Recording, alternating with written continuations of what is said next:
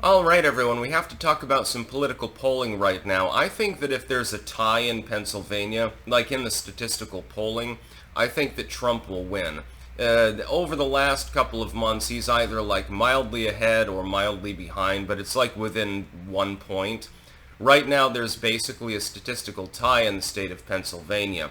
I think that the Union Dems that broke for Trump in 2016 are by and large going to break for him again. I don't think it'll be like 2020. I think that he can win in a statistical tie. He was not polling that well in 2016, and he managed to pull off a win in the state. It wasn't by a huge margin, and it was close, but he did win. I think that he wins on a tie. In fact, I think that he wins if he's a couple of points behind in the state. I think that would be sort of the break-even point. And there's a reason for this, and that's due to economic policy, I think, mainly. I think it's mainly like, you look at the Teamsters, for example, one of the largest unions. The leadership refused to endorse Kamala Harris, which is a stunning defeat for her, by the way. And that was because they did an interior poll, and they found that the majority of the people within the union endorsed Trump. And so they said, well, we can't endorse Trump. You know, we're a fucking union, so that would be a bad look. The Democrats will pull funding. But we can't really endorse Harris because then we've pissed off more than half of our workers that we represent, and they might picket, they might strike, and this will become a big issue. So they decided to stand down and stand by, so to speak. I think that Pennsylvania is Trump's to lose. It's not the same as like Wisconsin.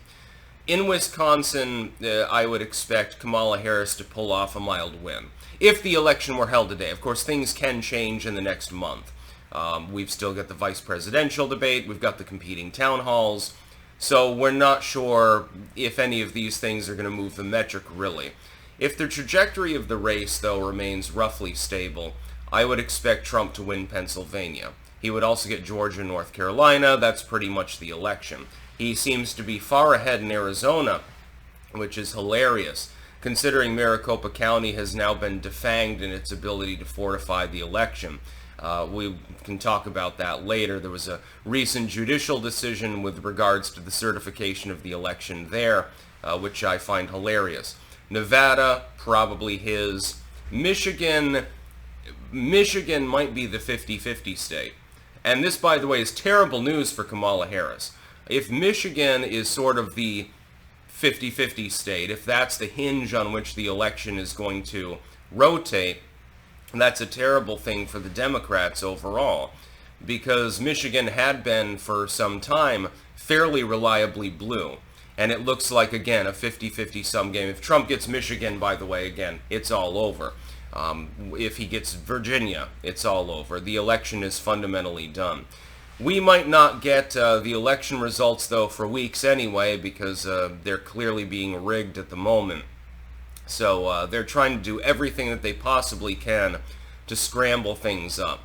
I think that they've sort of blown their load, though, already, and they failed. They tried to kill the man. They tried to legally persecute the man. They tried to fortify the elections. All of these things appear to have failed. Mainly because their candidate, Kamala Harris, is an abject failure in and of herself.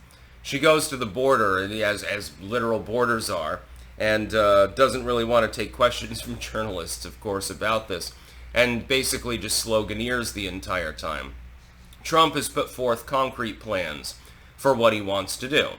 Kamala Harris has borrowed Trump's homework a couple of times, but otherwise she has, at this point, and this is inexplicable, even for the Kamala Harris campaign, I mean, it's run by a person who's a retard.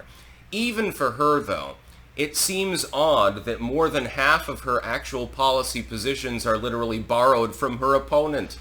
I mean, it almost makes no sense at this point. It's a nonsensical candidacy. It's literally the tard candidacy. This is short bus Kamala, basically. And this has happened a number of times. I mean, every time it happens, I'm still surprised. I'm like, how much more can you screw up? It's very, very funny. Link in the description, though, not archive. This is just the rolling average in RCP. And you should definitely use RCP. It's a good site, good aggregator for news, good aggregator for polls. Their polling aggregator is a little bit different than like Nate Silver's model. The other day, this was crazy too. Nate Silver calling out Alan Lichtman, actually. I happen to agree with Nate Silver. Hell has frozen over officially. He says, well, 8 or maybe even 9 of the keys should go to Donald Trump under your schema, and it seems rather random, it's malleable. You know, there's some wiggle room in there. I pointed this out some time ago, especially with incumbency. That was back when Biden was still the presumptive nominee for the Democratic Party.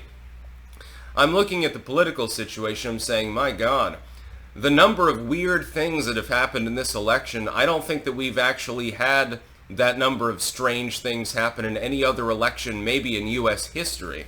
I mean, maybe if you go back to like the Andrew Jackson days, I'm sure there was weird shit that happened then, like him randomly deciding to duel somebody, something like that. In modern political history, though, I've seen some weird shit, like Mitt Romney freezing up on stage and saying, like, you know, horses and bayonets. Obama completely trashed him on that, which was funny at the time, by the way. I voted for Ron Paul, but I do admit, Obama got in a few really, really good jabs in those debates. They went viral for a reason. I mean, maybe Bush v. Kerry was probably the most boring election. By the way, we'll be talking about John Kerry later. He came out and talked about free expression and how it's a stumbling block for fighting disinformation. Yeah, John, that's the way to phrase it to the American people. It'll go over so well. I mean, I'm looking at the political situation, being like, what the fuck is going on at this point? And I think that Trump wins. I believe that he will win the election. I can't imagine the American people are dumb enough to vote for Kamala Harris, by and large, number one.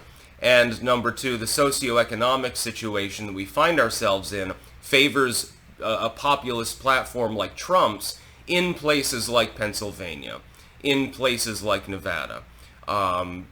That gets you pretty close to 270 right there. Pennsylvania is the big win. If Pennsylvania goes for Trump, there's no possibility that Harris wins. Which means we don't have to have World War III, which would be really appreciated. I'd rather not see hundreds of millions, maybe even billions of people roasted alive in nuclear fire.